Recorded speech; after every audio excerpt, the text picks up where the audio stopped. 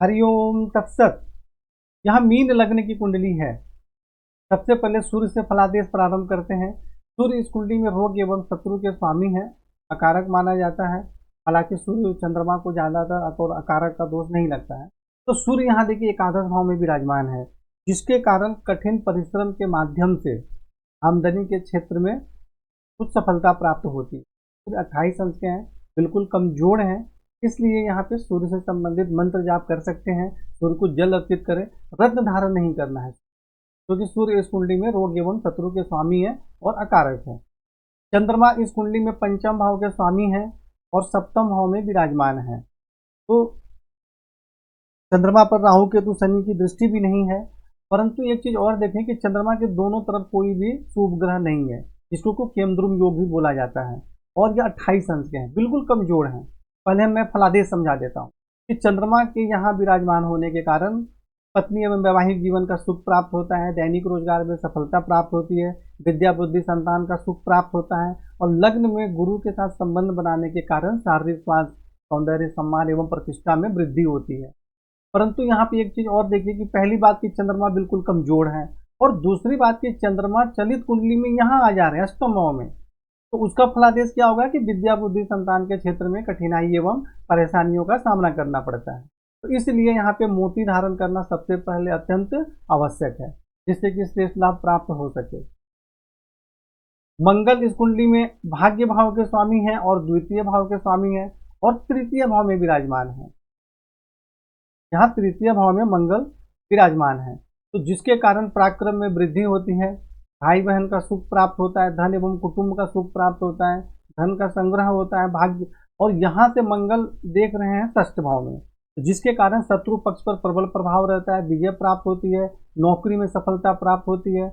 और नवम भाव में स्वराशि में देखने के कारण भाग्य की विशेष उन्नति होती है, धर्म का पालन करते हैं, उच्च शिक्षा बहुत अच्छी प्राप्त होती है। और दसम भाव में दृष्टि के कारण पिता राज्य रोजगार के क्षेत्र में सुख सम्मान एवं सफलता प्राप्त होती है। और मंगल देखिए यहाँ पर किसी ग्रह से पीड़ित नहीं है और सभी जगह बहुत ही श्रेष्ठ लाभ दे रहे हैं। और लेकिन चलित कुंडली में जो मंगल है वो दसम भाव में आ जा रहे हैं। तो यहाँ विराजमान होने के कारण क्या होगा, माता भूमि भवन का सुख प्राप्त होता है।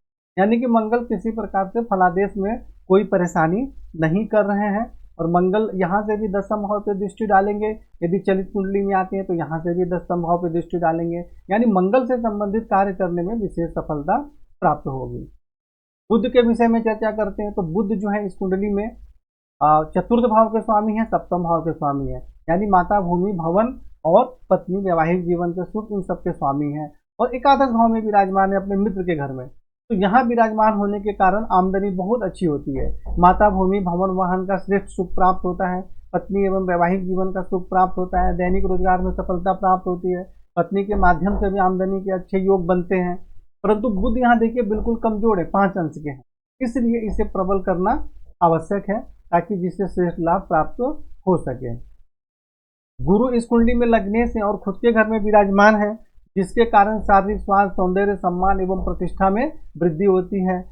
पंचम भाव में दृष्टि के कारण विद्या बुद्धि संतान का श्रेष्ठ सुख प्राप्त होता है। सप्तम भाव में दृष्टि के कारण पत्नी एवं वैवाहिक जीवन का सुख प्राप्त होता है।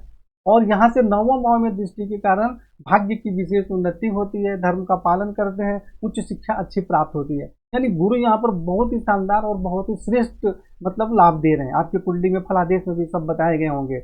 और यहाँ गुरु किसी ग्रह से पीड़ित भी नहीं है और चंद्रमा की दृष्टि भी है, जो कि ये बहुत ही अच्छा योग है। यानी पंचमेश और लग्नेश का जो संबंध बन रहा है लग्न में, यह बहुत ही श्रेष्ठ योग है, सम्मान प्रतिष्ठा प्राप्त होती है, उन्नति होती है जीवन में।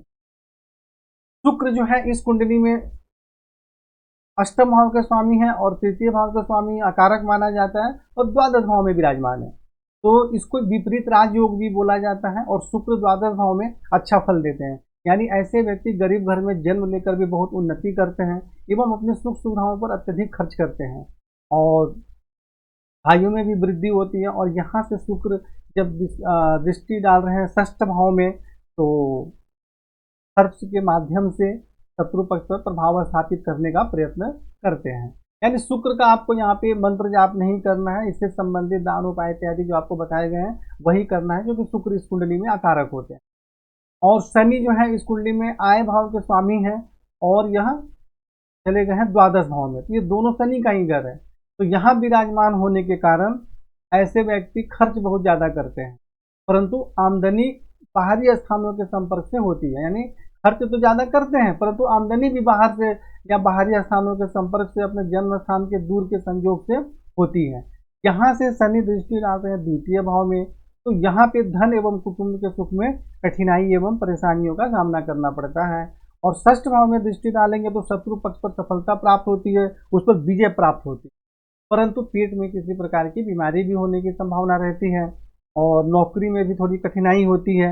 यहाँ से जो है शनि है दृष्टि डाल रहे हैं आपके भाग्य स्थान में, तो जिसके कारण भाग्य की उन्नति में कठिनाइयों का सामना करना पड़ता है, उच्च शिक्षा प्राप्त करने में भी परेशानी होती है।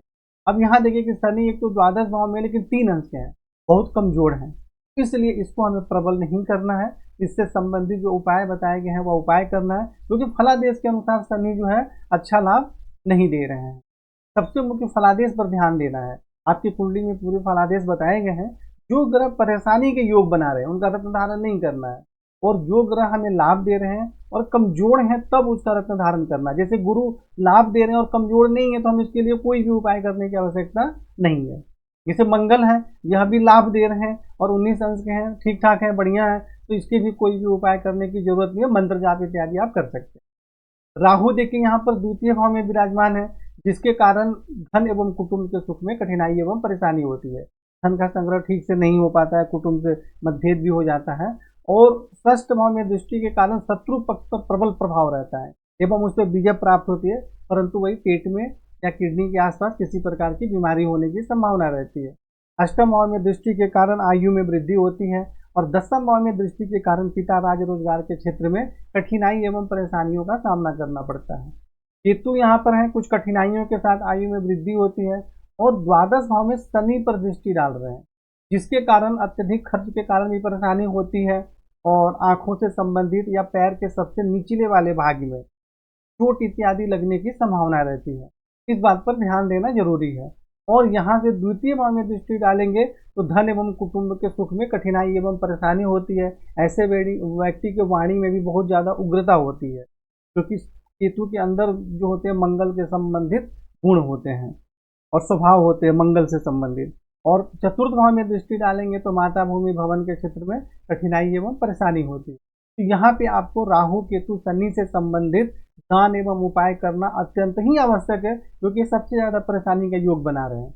और गुरु बिल्कुल ठीक है, मंगल भी ठीक है, चंद्रमा बिल्कुल कमजोर है, तो आपको एक मोती धारण करना अत्यंत आवश्यक है। और आपकी कुंडली में संपूर्ण फलादेश विस्तार से बताए गए हैं, उपाय भी बताए गए हैं, और यदि फिर भी न समझ में आए तो फोन करके चर्चा करें। हरिओम तत्सत।